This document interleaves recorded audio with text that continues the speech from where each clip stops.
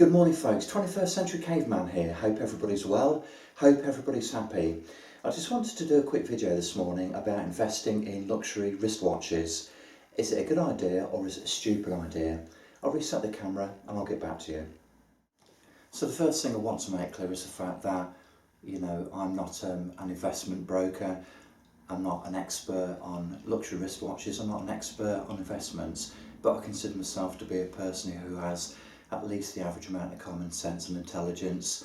I mean, I think that for somebody who's actually spent quite a bit of time thinking about it, I don't think it's a good idea at all. And there are a number of reasons why. And I think the first thing is the fact that for anybody who's actually it's a bit like buying a car, isn't it? If you go to an authorised dealer, and we use Rolex as an example, to buy a Rolex, then there's a very good chance indeed that or indeed any brand, there's a very good chance that as soon as you walk out of the shop, remove the tags, you've lost up to 30% of the price. Now at the end of the day. So say for example you go and buy a £10,000 watch. Once you remove the tags, and if you try to resell that watch, you could lose up to 30%. So what's that on a 10 grand watch? £3,000. Is that a good investment? I don't think so. So let's assume that you're actually fortunate enough to be able to walk into an authorised dealer, and we use Rolex as an example, and actually pick up the model you want. And that's quite unusual because with lots of models, they're actually suppliers restricted, especially the most popular models. And you actually have to go on a waiting list to get the watch which you want. And you could wait sort of like up to 2-5 years. It could be an extremely large, it could be an inordinate amount of time. So if you're prepared to wait that long, then all well and good. But if you're not, and you want the brand and you want the watch, what are you going to do?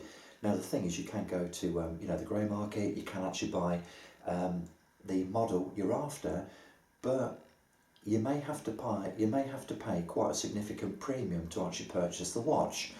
And you've then got to decide, really, it's all a gamble, isn't it?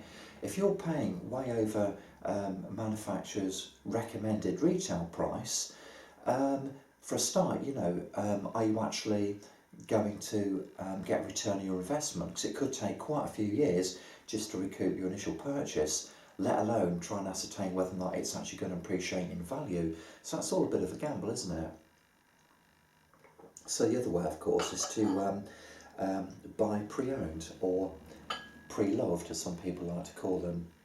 So that is certainly the most financially prudent way to buy a luxury watch, because somebody else has taken the hit on depreciation and you can hopefully pick it up at a bargain price. So that's certainly the best way of doing things. Now the thing is, of course, with certain brands, and once again we use Rolex, because a lot of these models are in high demand, you're only actually going to obtain a very small discount on purchase price, and it really makes you wonder whether or not it's worthwhile.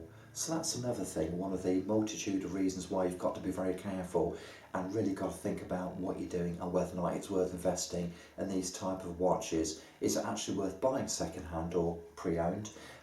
If you're only going to get a very small discount, would it actually be worthwhile going on a waiting list and waiting a few years before you get the brand of your choice and obviously the model you're after? So these things need to be taken into consideration. Now the other thing, of course, is you've got to consider fakes, haven't you? With any luxury brand, there's always going to be fakes. You're looking at designer clothes and luxury wristwatches and a whole range of luxury items. So there are particular brands, and once again we're looking at Rolex and particularly Panerai. There are loads of fakes out there.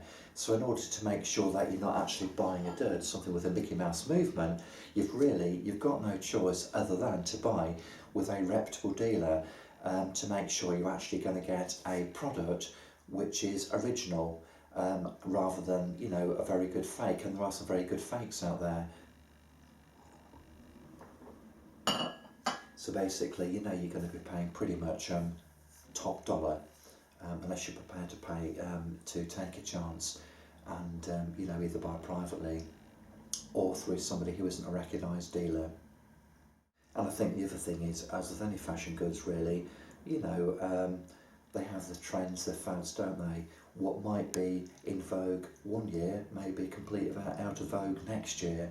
So something like a luxury wristwatch, you've really got to think very carefully about what you buy and why you're buying it. And if you are buying it for an investment, which is the whole point of this video, then you've really got to think very carefully about the qualities that particular item needs to have in order to get an investment return on that item. But not only that, we've also got to consider political consequences as well, haven't we? If you look at what's been happening in China, for example, I mean, that's always been a fantastic market for luxury watches.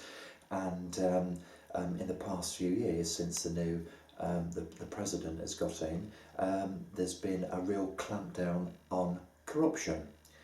And so, I mean, sort of, hitherto, one of the most common bribes, I suppose, has been something like a luxury wristwatch. If you want to go into business with somebody, if you're sort of, vying for somebody's business, then a very common bribe will be a luxury wristwatch.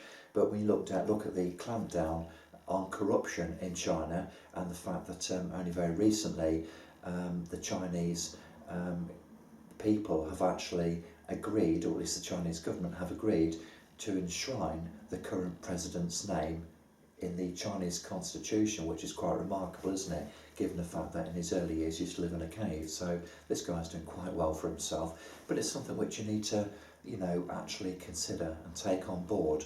And of course, with any manufacturer, you've got to consider the fact that unless you're a real enthusiast, unless you're a bit of an expert, unless you follow these things very, very carefully, we're all subject to a certain degree to consumerism and things like slick marketing.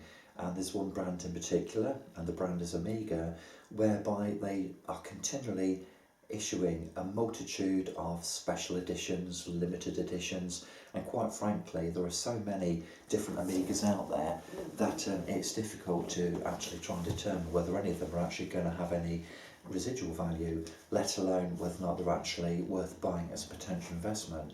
I mean, it could be argued quite reasonably that when a brand like Omega is repeatedly releasing lots of different models, it just dilutes the value of that brand and also dilutes quality. I mean, as an investor, how would you know what to buy? Probably the best thing is not to buy, not to invest. And also the thing is, of course, when we're looking at things like economic factors, when we're looking at marketing, we mustn't lose sight of the fact that these manufacturers, assume of course you're not buying a boutique brand, we're talking about the people who actually make watches. A lot of these watchmakers, they're actually owned by conglomerates, big organisations who may actually own a number of brands of watches. So when you think about it, I mean, who's actually driving demand here? It's going to be the shareholders, isn't it? The people who want a return for their money, the people who own shares in corporations, and inevitably they're going to be perhaps big pension funds, people who hold shares in companies, and they're going to want a return for the money. They're going to want a return for their shareholders, aren't they? Now, I've already mentioned that if you're a very financially prudent person, then for a start you don't buy brand new, you buy pre-owned or pre-loved. So this obviously has great appeal because you're actually going to be getting greater bang per buck. You're going to be spending less money on a luxury wristwatch because somebody else has already taken the hit. But that in itself, it's a double-edged sword because if you buy a pre-owned luxury watch, then yeah, you will actually get it cheaper than what you would do if you actually bought brand new. But there is a problem because some brands, the servicing costs are extortionate. So whilst initially you may actually be able to get yourself a bit of a bargain, at some point that watch will need servicing. And obviously if you do buy a luxury wristwatch, then in order to preserve its investment potential, you need to get the watch serviced. And at that point it's going to become very clear that this is not a cheap hobby at all. You're going to get a second or possibly third arse ripped because the servicing costs on some brands are horrendously expensive. So you've really got to work out whether or not your purchase on the second-hand market was actually is actually a viable decision in the first place. And I think you've also got to, as a potential investor, as somebody with some spare cash, you've also got to sort of consider the fitness, the purpose of a product. And there's a couple of things which sort of feed into this really. So a luxury timepiece, I mean obviously in order to be fit for purpose it needs to tell the time, doesn't it? I mean that's basic common sense. Now the thing is, of course, a person can spend many thousands of pounds buying a luxury wristwatch, but the reality is that you could pick up a cheap quartz watch for an absolute fraction of the price. I mean, for example, you could buy a £50 quartz watch which will tell the time far more accurately than, say, for example, a Rolex, which costs many thousands of pounds. So, from an investment point of view, would that actually make any sense? I mean, really, it's starting to become a little bit dicky now, isn't it? If you want a timepiece because you want something that's going to tell the time, and you can get something for 50 quid, which will be far more accurate than one of these prestige models, like a Rolex, is it worth doing?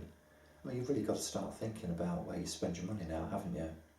But the other thing is, of course, feeding into that is technology, because if you buy a luxury wristwatch, then really all it's going to do at its most basic level is tell the time. And I mean, you might have some other features. It might, say, for example, have a chronograph feature, a GMT function, it might be waterproof, but when you look at modern technology, not only can it tell, and I'm talking about, say, for example, things like smartphones, or just a normal mobile phone, it can do, these days, it can do many more things other than tell the time, far more accurately than one of these luxury wristwatches.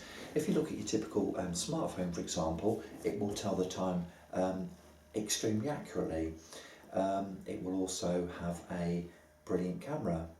There will also be a multitude of apps on there which can do loads of things. I mean, it can get you on the internet, you can go shopping with it, you can use it as a sat nav. You can find your way anywhere in the world, can't you, with a decent sat nav.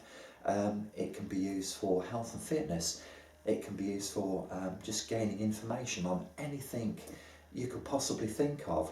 So at the end of the day, something like a smartphone, which most people go to, you can purchase these very cheaply. You can buy them just off the shelf.